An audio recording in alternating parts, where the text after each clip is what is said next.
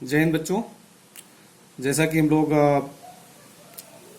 Income and employment determination के numerical questions कर रहे हैं और उससे इसके पहले वाले वीडियो में मैंने न्यूमेरिकल क्वेश्चन से रिलेटेड जो बेसिक कॉन्सेप्ट्स बताए थे उसको एक बार पुनः रिकॉल कर लीजिए। इस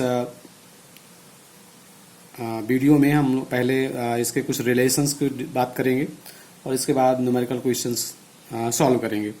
तो यहाँ पर A D is equal to C plus I, A S is equal to C plus S is equal to Y. इसके बाद equation of consumption function that is C is equal to C bar plus B Y, B का मतलब यहाँ पे MPC से है। इसके बाद saving function that is S is equal to minus C bar plus one minus B Y. Okay, इसके बाद relationship between APC MPC APS MPS, उसमें APC is equal to C upon Y, MPC is equal to delta C upon delta Y. Okay, then APS is equal to S upon Y और MPS is equal to delta S upon delta Y. ये already concept आप पढ़ चुके हैं, इनको वापस एक बार recall करना है अपने माइंड में और इनको यूज करना है न्यूमेरिकल क्वेश्चन को सॉल्व करने में। इसके बाद एक रिलेशन है APC plus APS is equal to one, MPC plus MPS is equal to one. ये एक बहुत इंपॉर्टेंट रिलेशन है जिसको न्यूमेरिकल क्वेश्चन में हम लोग यूज करेंगे। तो this is also very very important concept और इन्हीं कॉन्सेप्ट्स को मॉडिफाई करके भी हम लोग यूज करेंगे जिसको कि न्यूमेरिकल क्वेश्चन में हेल्प करने सॉल्व करने में हमको हेल्प मिलेगी। ओके, चलिए हम आगे कुछ न्यूमेरिकल क्वेश्चंस देखें और इनके एप्लीकेशन को अच्छे से समझ लें।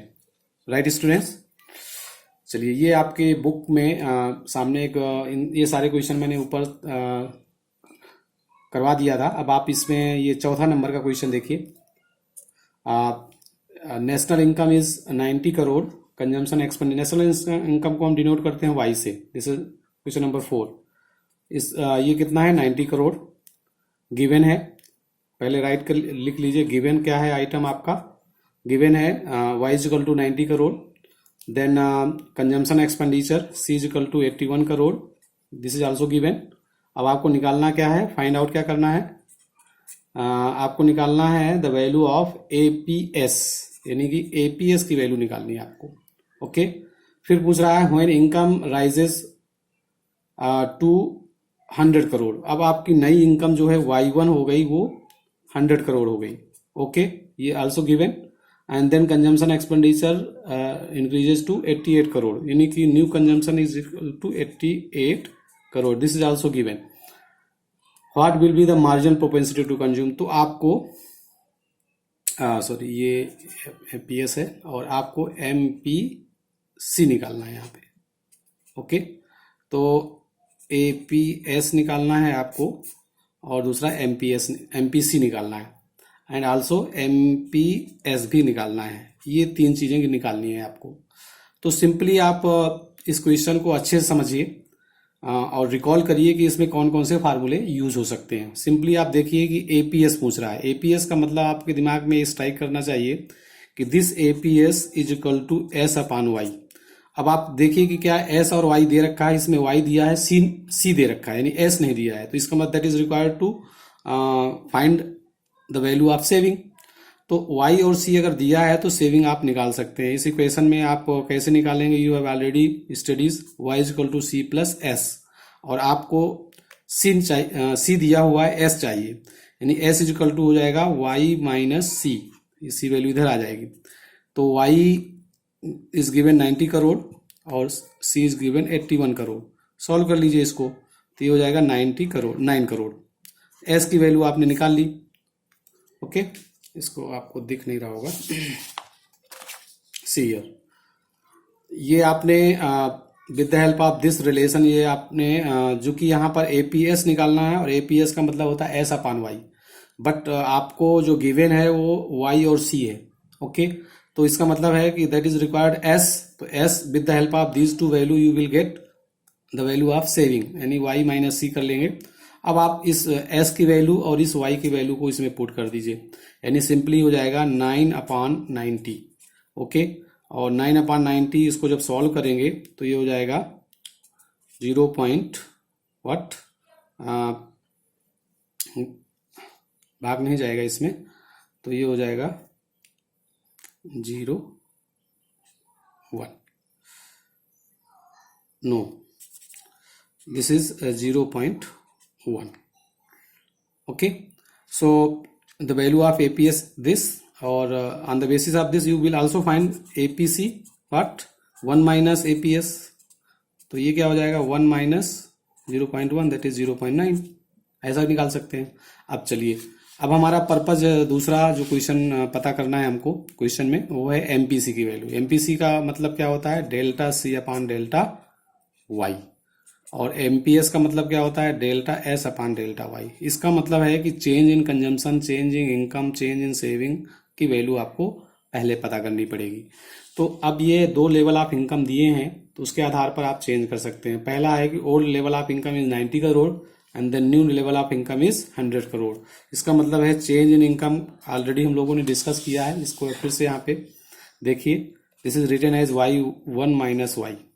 ओके, तो 2 लेवल ऑफ इनकम का डिफरेंस ये हो जाएगा 100 माइनस 90, दिस इज 10. इसी तरीके से कंजम्पशन लेवल में क्या चेंज आया delta C that is C1 minus C. तो न्यू कंजम्पशन लेवल है 88 और ओल्ड कंजम्पशन लेवल है 81.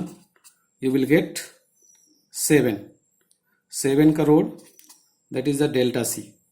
ओके, डेल्टा वाई क्या है आपका 10 करोड़, राइट. अब आप ये बताइए कि अगर डेल्टा वाई डेल्टा सी पता है, you will get easily find delta S, यानी कि delta Y minus delta C. ये डिफरेंस है. इनकम में से कंजम्पशन में चेंज को घटा देंगे तो आपको सेविंग का चेंज निकल जाएगा. This 10 minus 7 that is 3. ये आपको निकल गया चेंज इन सेविंग. अब सिंपली आप यहां से कैलकुलेट कर लीजिए. आपको निकालना है पहले एमपीसी यानी delta C upon delta Y, right students. और डेल्टा सी की वैल्यू अभी आपने कैलकुलेट किया 7 और डेल्टा वाई की वैल्यू आपने कैलकुलेट की 10, तो ये जो है 0.7, राइट. इसी तरीके से एमपीएस निकालना है तो delta S upon delta Y. Okay, अब इसमें डेल्टा एस की वैल्यू आपने 3 कैलकुलेट की है, 10 है 0.3. एक तरीका और है, अगर आपने एमपीसी की वैल्यू कैलकुलेट की है तो ये प्रोसेस को स्किप कर सकते हैं. इसकी जगह में आप क्या कर सकते हैं, एमपीएस इज इक्वल टू होता है 1 माइनस एमपीसी. एमपीसी की वैल्यू ऑलरेडी आपने कैलकुलेट करी है 1 माइनस 0.7, ये हो जाएगा 0.3. तो चाहे आप इस प्रोसेस से करिए चाहे इस प्रोसेस से करिए, राइट. ये दोनों प्रोसेस जो है आपके आप यूज कर सकते हैं. तो कुल मिलाकर के ये जितने भी न्यूमेरिकल्स हैं that is based on the APC, MPC, APS, MPS and relation between the Y is equal to C plus S, इस पर बेस्ड ये क्वेश्चन है. तो इसको आप इस तरीके से कर सकते हैं, राइट. इसी तरीके से इसमें देखो और भी कुछ क्वेश्चंस इसमें दे रखे हैं, एक टेबल वाले क्वेश्चंस भी हैं. इस टेबल को आप देखिए, क्वेश्चन नंबर 6. इसी तरह से आप इसको क्वेश्चन कर लेंगे और इसके बाद में कुछ आपको न्यूमेरिकल क्वेश्चन के असाइनमेंट्स इस वीडियो के बाद भेजूंगा, जिसको कि आप सफिशिएंट प्रैक्टिस करके अपने कॉन्सेप्ट्स को क्लियर कर सकते हैं और न्यूमेरिकल्स को सॉल्व कर सकते हैं, राइट स्टूडेंट्स. तो दूसरा जो पैटर्न है क्वेश्चन का वो टेबुलर फॉर्म में है, कंप्लीट द टेबल. तो जस्ट एक टेबल का क्वेश्चन देखिए, क्वेश्चन नंबर 6. इस टेबल वाले क्वेश्चन को आप देखिए कि लेवल ऑफ इनकम, मैं टेबल बना रहा हूं, लेवल ऑफ इनकम वाई दिखाते हैं, कंजम्पशन एक्सपेंडिचर सी दिया हुआ है और आपको निकालना क्या है एमपीसी और एमपीएस, ये वैल्यू निकालनी है. तो पहले आप इसको टेबल फॉर्म में लिख लीजिए. This 400, 500, 600 and 700, right. इसके बाद जो एक्सपेंडिचर दे रखा है 400 लेवल पे 240, 320, 395 एंड 465. और एमपीसी चाहिए आपको और एमपीएस चाहिए. तो एमपीएससी चाहिए का मतलब है आपके दिमाग में क्लिक करना चाहिए कि MPC means delta C upon delta Y. इसका मतलब है कि इस क्वेश्चन को सॉल्व करने के लिए आपको चेंज इन इनकम और चेंज इन कंजम्पशन पता होना चाहिए, राइट. तो पहले आप एडिशनल एक टेबल ड्रॉ करिए जिसमें चेंज इन कंजम्पशन और चेंज इन सेविंग निकालिए, राइट.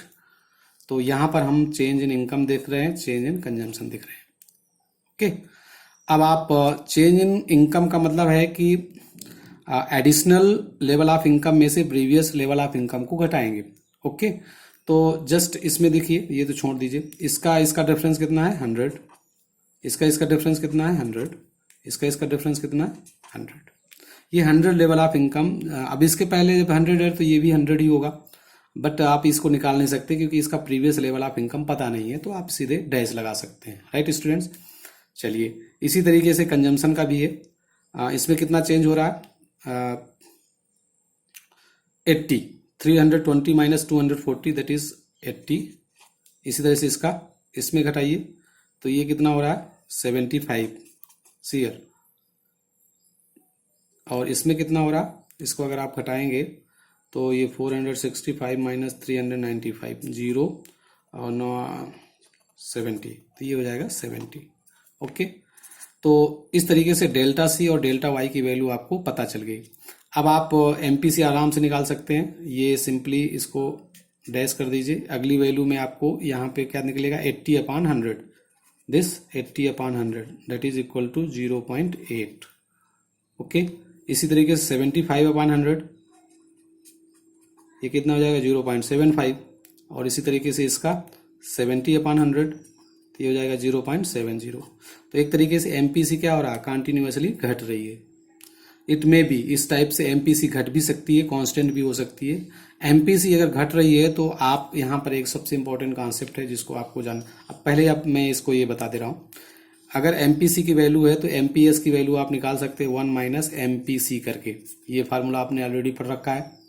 तो इसमें से एक में से ये वैल्यू घटा दीजिए तो ये हो जाएगा 0.2, ये हो जाएगा 0.25, ये हो जाएगा 0.30। राइट, तो ये इस न्यूमेरिकल को हम लोगों ने कंप्लीट कर दिया।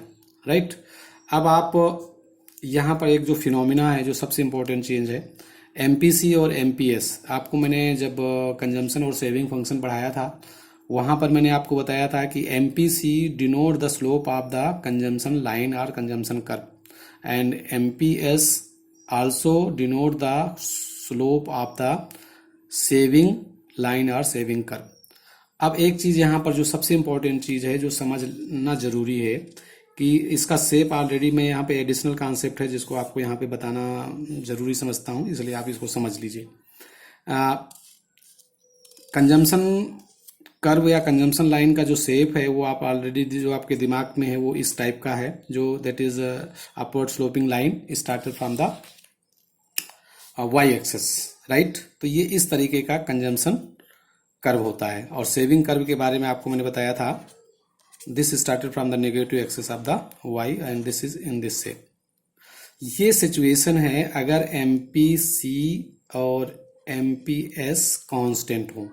कांस्टेंट का मतलब है जैसे इसमें देखो एमपीएस लगातार बढ़ रहा है, यहाँ एमपीसी लगातार घट रहा है। तो इस सिचुएशन में आपका जो कर्व है या जो कंजम्पशन और सेविंग कर्व है वो इस शेप के नहीं होंगे। ये शेप लाइन का जो शेप है वो डिपेंड करेगा कि what will be the value of the MPC. अगर ये एमपीसी कंटिन्यूअसली घट रही है या बढ़ रही है तो वो कर्व का फॉर्म होगा। अगर ये कांस्टेंट है तो ये एक लाइन होगी। यानी एमपीसी अगर कांस्टेंट है या एमपीएस कांस्टेंट है तो the line of the saving और consumption line will be the straight line. But अगर ये घट रहा है या बढ़ रहा है, ये आप यहाँ पे समझिए कि अगर ये इस फॉर्म में है तो इसका शेप एक्चुअली कैसा होगा। जस्ट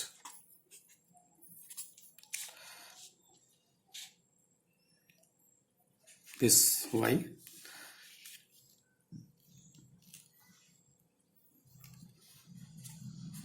अब आप जरा देखिए यहाँ पे सी है, ये वाई है, सी है, सॉरी एस है और ये वाई है। अब आप ये स्टार्ट तो होगा वाई एक्सेस से, पॉजिटिव एक्सेस से, बट इसका जो शेप होगा वो इन दिस शेप। ये थोड़ा सा convex to the X axis हो जाएगा, दिस शेप, दिस। और जो सेविंग कर्व होगा वो इस this shape, in this shape, this.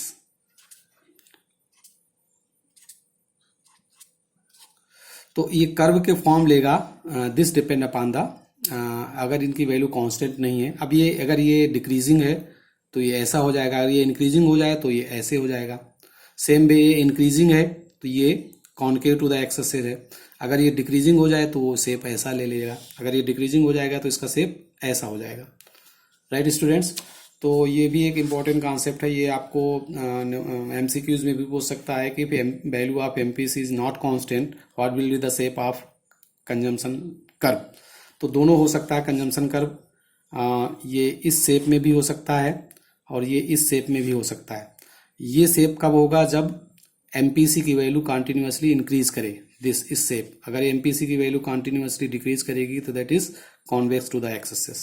Right, तो ये बेसिक ज्योमेट्रिकल शेप्स हैं जो कंजम्पशन, और these are the higher order thinking questions. और अगर ये समझ में आ जाता है तो वेल एंड गुड, अगर नहीं आ रहा है तो इसको आप छोड़ भी सकते हैं। ओके, चलिए अब आगे हम कुछ और न्यूमेरिकल क्वेश्चंस करते हैं। ये टेबल वाले क्वेश्चन आप इसी तरीके से सॉल्व कर सकते हैं। मैं एक आध क्वेश्चन और डिफरेंट बुक से भी करके दिखा देता हूँ। आप यहाँ पर एक क्वेश्चन देखिए, ये सी ईयर 28 नंबर का क्वेश्चन है, आपको दिख रहा है? नहीं दिख रहा है तो मैं इसको थोड़ा सा और लाइट में कर दे रहा हूँ। हाँ, see year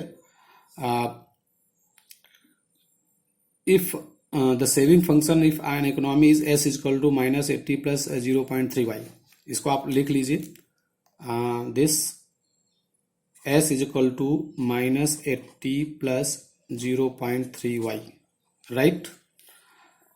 national income, this is given, इसको आप लिख लेंगे ऐसे करके। गिवन है सेविंग इक्वेशन आपको इस तरीके से दिया हुआ है और नेशनल इनकम वाई दिया है 6000, राइट।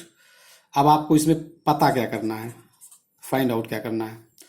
एक तो ऑटोनोमस कंजम्पशन यानी कि सी बार की वैल्यू पता करनी है, और दूसरा है इंड्यूस कंजम्पशन। इंड्यूस कंजम्पशन निकालना है। इंड्यूस कंजम्पशन का मतलब है सी आई। अब ये कॉन्सेप्ट मैं आपको इन्वेस्टमेंट के कॉन्सेप्ट में बताया था, ऑटोनोमस इन्वेस्टमेंट और इंड्यूस इन्वेस्टमेंट। इंड्यूस इन्वेस्टमेंट का मतलब होता है the investment which depend upon the level of income. अगर इनकम लेवल बढ़ेगी तो इन्वेस्टमेंट बढ़ेगा। तो at the same way induce consumption का मतलब है कि अगर इनकम लेवल बढ़े तो what will be the value of the consumption expenditure, right. तो आपको सी की वैल्यू सिंपली कैलकुलेट करनी है। ओके, तो सिंपली आपको क्या करना है, आप जस्ट पहले, चूंकि यहां पर कंजम्पशन की वैल्यू पूछ रहा है और ऑटोनोमस कंजम्पशन की वैल्यू पूछ रहा है, तो पहले आप इस सेविंग इक्वेशन को convert it into the consumption equation, right. तो आपको मैंने एक तरीका बताया था, जहां एस है वहां सी, जहां माइनस सी बार है वहां सी बार। मैं एक जनरल फॉर्म पहले रिकॉल कर लीजिए। अगर आपका saving equation S is equal to minus C bar plus 1 minus B Y है, अगर इस फॉर्म में सेविंग इक्वेशन है तो इसको आप कैसे बदलेंगे, एस की जगह में सी, माइनस सी बार की जगह में सिर्फ सी बार, प्लस 1 माइनस बी की जगह में इसको 1 से घटा देंगे तो बी वाई, ऐसे ये फॉर्म होगा। अब आप इसका एक्चुअल फॉर्म देखिए, सी इज इक्वल टू ये हो जाएगा 80 प्लस इसको 1 से घटा दीजिए 1 माइनस 0.3 वाई, तो ये हो जाएगा सी इज इक्वल टू, नहीं दिख रहा आपको, सी 80 प्लस 0.7 वाई, ये आपका एक्चुअल कंजम्पशन इक्वेशन हो जाएगा on the basis of this saving equation, right student. अब आप सिंपली आपको इसमें निकालना क्या है, ये तो यहां से निकल जाएगा, आपको बताया था माइनस साइन हट जाएगा, तो यहाँ पर ये जो वैल्यू होती है दिस इज सी बार, तो यहाँ पर सी बार की वैल्यू 80 है जो इक्वेशन से सीधे दिख रही है, राइट। अब आपको दूसरी वैल्यू क्या निकालनी है, कंजम्पशन लेवल निकालना है। If level of income is 6000, तो simply put the value of Y in equation 1। ये एक इक्वेशन 1 है जिसमें आप y की वैल्यू पुट कर दीजिए, तो c इज इक्वल टू हो जाएगा 80 प्लस 0.7 इंटू वाई की वैल्यू आपकी 6000, सॉल्व कर दीजिए। तो ये हो जाएगा 80 प्लस इसका 000 742 और ये एक प्लेस में डेसिमल, तो ये हो जाएगा 4280। तो आपकी जो लेवल ऑफ कंजम्पशन है वो 4280 हो जाएगा। तो ये क्वेश्चन इस तरीके से आप सॉल्व कर सकते हैं। ठीक है, चलिए एक दो क्वेश्चन और मैं सॉल्व करके दिखा देता हूँ, इसके बाद आप इसकी प्रैक्टिस करिएगा, और अगर कोई चीज़ नहीं समझ में आती है तो आप पूछ सकते हैं। जैसे 29 क्वेश्चन आप यहाँ पे देखिए, क्या है, find the saving function when consumption function is given as. तो ये मैंने आपको ऑलरेडी कन्वर्जन बताया है कि अगर कंजम्पशन फंक्शन दिया है तो सेविंग फंक्शन कैसे बदलना है, और अगर सेविंग फंक्शन दिया है तो कंजम्पशन, अभी जस्ट मैंने करके इसमें दिखाया था, यहाँ पर मैं करके फिर से दिखा रहा हूँ। C is equal to 200 plus 0.7y, ये आपका कंजम्पशन इक्वेशन है, और इसको आपको बदलना किस में है, सेविंग इक्वेशन में। तो सिंपली C की जगह में S लिखिए, जहाँ 200 है ये ऑटोनोमस कंजम्पशन है C बार, इसको माइनस कर दीजिए, माइनस C बार होता है, और जहाँ पर ये MPC है यानी ये B की वैल्यू है, 1 माइनस बी करते हैं, यानी 1 माइनस 0.7 और इसको y कर दीजिए, तो ये हो जाएगा S is equal to minus 200 plus 0.3y। ये आपका सेविंग इक्वेशन हो गया। बहुत सिंपल सा कन्वर्जन मैंने ऑलरेडी आपको बता रखा है, राइट। तो ओके बच्चों, आई होप आपको ये कुछ चीज़ें मैंने जो सॉल्व करके दिखाई ये आपको समझ में आ गई होंगी। इसमें ज़्यादातर क्वेश्चन आपको इसी तरीके के पूछे जाएंगे, तो आप इसकी सफिशिएंट प्रैक्टिस करिए। ज़्यादातर क्वेश्चन आपको ये कंजम्पशन और सेविंग फंक्शन के इक्वेशन पर बेस्ड क्वेश्चन हो सकते हैं, या फिर APC MPC APS और MPS पर बेस्ड क्वेश्चन हो सकते हैं। तो आप इनकी सफिशिएंट प्रैक्टिस करिए, और ये जैसे कुछ आपको यहाँ पर फिल इन द ब्लैंक्स वाले टेबल वाले जो क्वेश्चन होंगे उसमें फिल इन द ब्लैंक्स वाले क्वेश्चन भी होंगे, जिनको कि आपको अरेंजमेंट करना है by using the required formula, right students. तो चलिए, आई होप आपको ये क्वेश्चन समझ में आए होंगे। एडिशनल में इस वीडियो के अलावा मैं आपको कुछ असाइनमेंट्स न्यूमेरिकल क्वेश्चंस के भेजूंगा, जिसको कि आप प्रैक्टिस करिए, और अगर उसमें कोई चीज़ समझ में नहीं आती है तो आप उसको पूछ सकते हैं, और अपने बुक का रेफरेंस ले सकते हैं। बुक के सॉल्व क्वेश्चन भी आप ट्राई कर सकते हैं, बट आपको ये इस तरीके के क्वेश्चन सॉल्व करना आना चाहिए। इसके बाद एक पार्ट और भी है आपका न्यूमेरिकल का, जब हम लोग determination of equilibrium level of income and output पढ़ लेंगे, तब आपको उससे रिलेटेड भी कुछ क्वेश्चन होंगे, बट वहाँ पर भी ये कॉन्सेप्ट यूज होगा। इसके एडिशन में आपको वहाँ पर कुछ न्यूमेरिकल क्वेश्चन